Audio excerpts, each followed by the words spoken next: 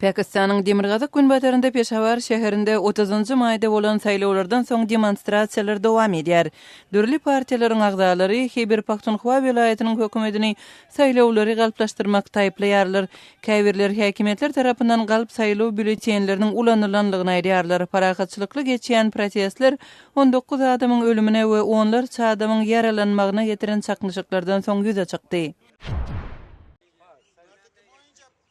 Owganistanyň paýtagty Kabulda adından 2 mektebiň mugallimleri iş taşlaýyşy eglan etdiler. Olar öz problemalarynyň hökümet tarapyndan ätkerilmeýänligini aýdýarlar.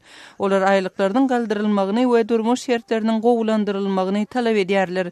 Owganistanly mugallimler käte ulaw sürmek ýa dükanda işlemek ýaly goşmaça işiň hasabyna gün görmeli bolýarlar.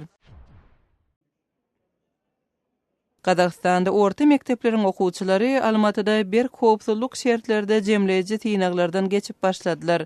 Ýaşlaryň ýany bilen telefon we beýleki tehnikany tiýnaga alyp barmazlygy üçin olar ýöriti gurallar arkaly barlanýar. Kazakstanda 57 000 çaga şuul egzamin tapşyrýar.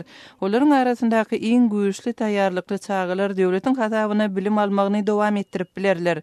Tiýnaglarda öňe sürilýän talaplaryň berk bolmagy sebäpli soňky ýyllarda ýaşlaryň arasynda öz janyna kast etmek bilen bagly wakalaryň bolundygy aýdylýar.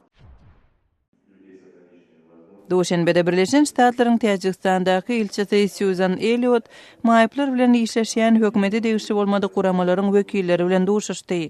Amerikan ilçesi Birleşen Ştatlaryň täjik häkimetleriniň Birleşen Milletler Guramasynyň maýap adamlaryň hukuklary boýunça konvensiýasyna gol çekmegi we ony tasdiklamak üçin basyş etjekdigini aýtdy. Aktivistler maýaplaryň zerurlyklarynyň köplenç ätkerilmeýänligini we köpleriň öz hukuklary barada habarsyzdygyny aýtdylar.